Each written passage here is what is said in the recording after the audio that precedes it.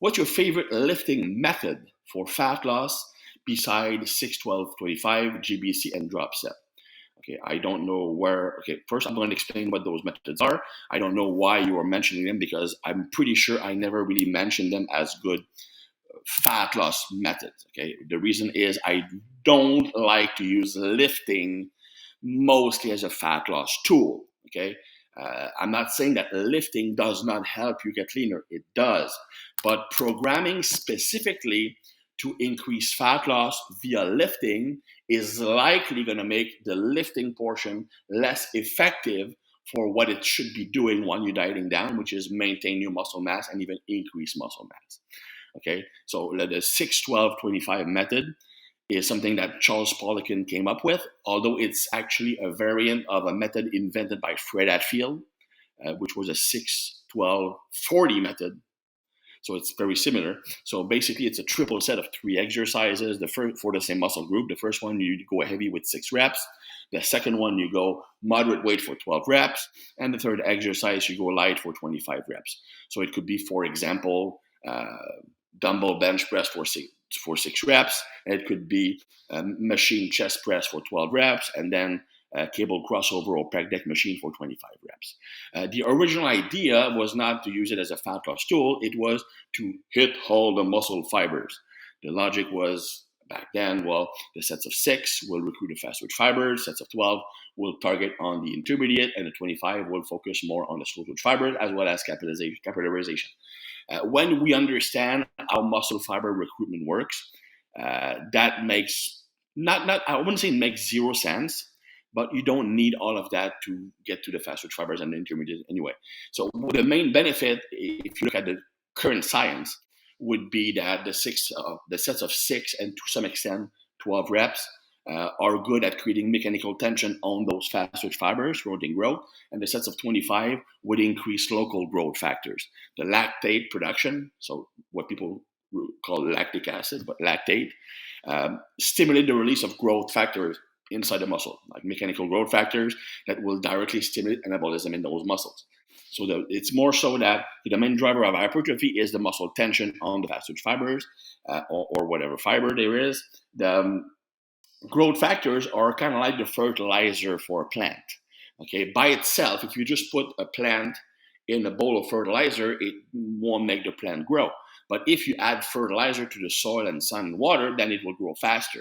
So adding those metabolic factor training after mechanical tension could potentiate hypertrophy. So I could see that. However, the amount of overall fatigue and stress from that superset basically makes it impossible to do a lot of quality work after that. So the end result is you're probably not going to grow more from that method than just doing regular sets. Anyway, the reason why I don't, and GBC, German Body Composition Training, was invented by Charles.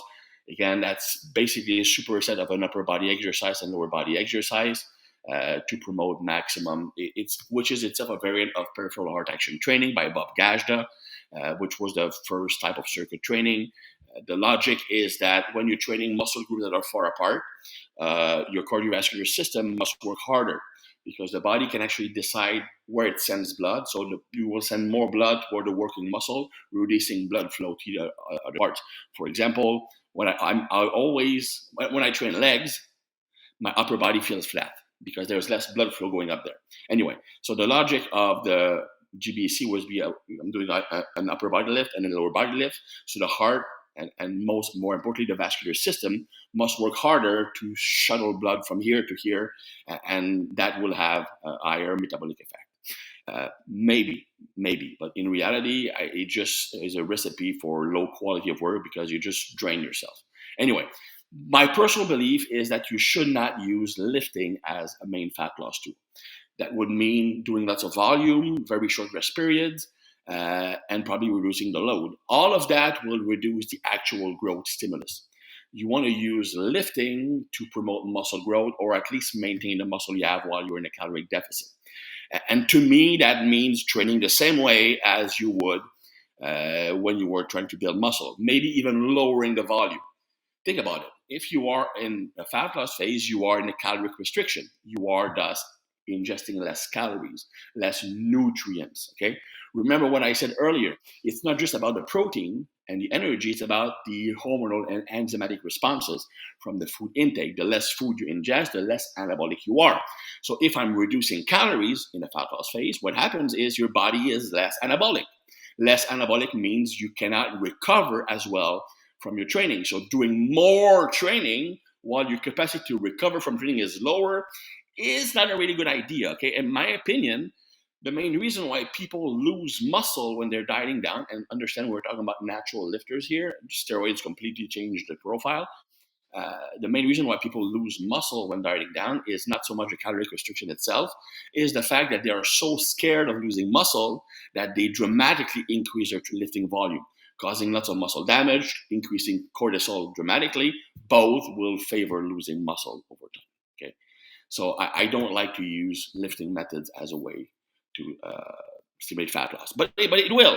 To me, the main effect is that the more muscle you have, the more insulin sensitivity you have, for two reasons. First, you're going to have more insulin receptors if the muscle is bigger. Second, a bigger muscle is a bigger reserve to store more carbohydrates. So the body will always look to fill the liver and muscle glycogen stores before converting carbohydrates to fat.